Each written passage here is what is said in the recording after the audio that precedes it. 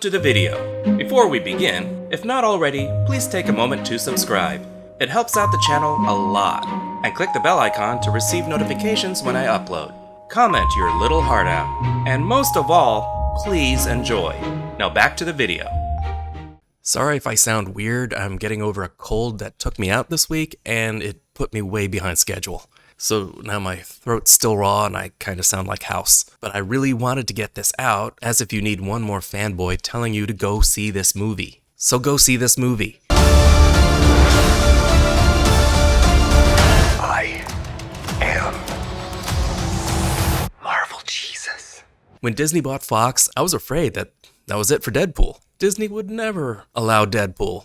Pegging isn't new for me, friendo, but it is for Disney.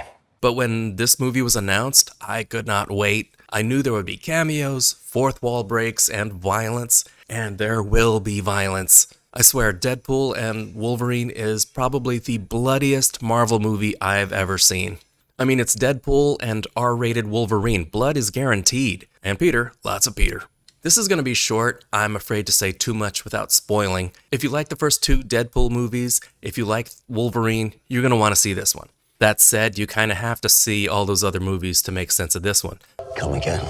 It might alienate new viewers, but it wouldn't take too much to get caught up. It has the best opening scene in a comic book movie set to NSYNC. The soundtrack has a lot more pop songs than you'd expect in an apocalyptic superhero movie. This movie marries Fox Marvel and Disney Marvel in a pretty inventive way.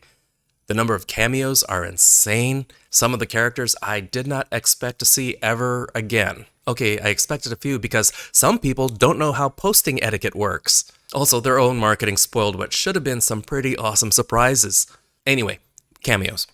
There's a character that hasn't seen a movie yet. I want to see them in their own movie now. I'm not counting that one in that one other movie because that was barely passable. See, I don't want to spoil anything, so everything's going to be super vague. Do you want to build a snowman? Yes, but I can't. You're going to go see this movie anyway. You see characters from many other Fox Marvel movies, and some are just background, and so they're not the original actors, and some are. Even when some characters don't appear in this movie, they're still mentioned.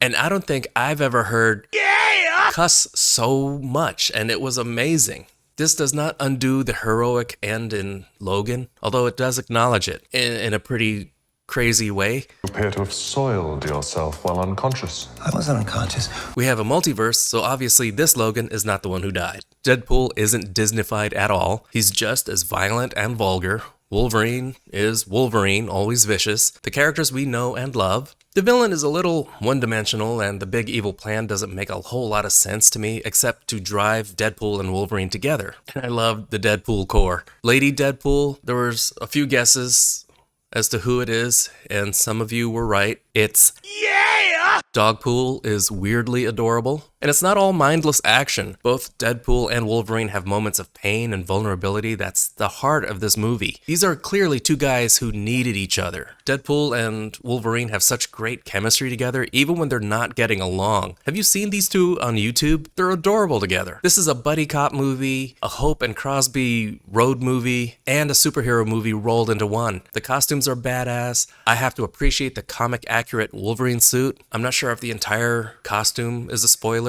We see some in the trailer and in photos, but there's more than we see in the trailer, and it's wicked. When you bring in multiverses and time travel, you can either really simplify things as well as really complicate canon. The X-Men movie series' own timeline makes no sense at times, but the writers do what they can to distill the important stuff into a movie that'll bring Wade into Marvel. Things fit together when they have to, and there are plot holes that can be disregarded without hurting the story. Action on screen is often frantic with lots going on in the foreground as well as the background. I'm gonna have to rewatch this a few times to catch all the little Easter eggs. Deadpool and Wolverine is 4.5 Bs. This movie is a lot of fun. Tons of fan service, which is not a bad thing. Where would these movies be without the fans? Go watch it. Thank you so much for watching. Like, subscribe, comment the bell. You know, the usual YouTube stuff.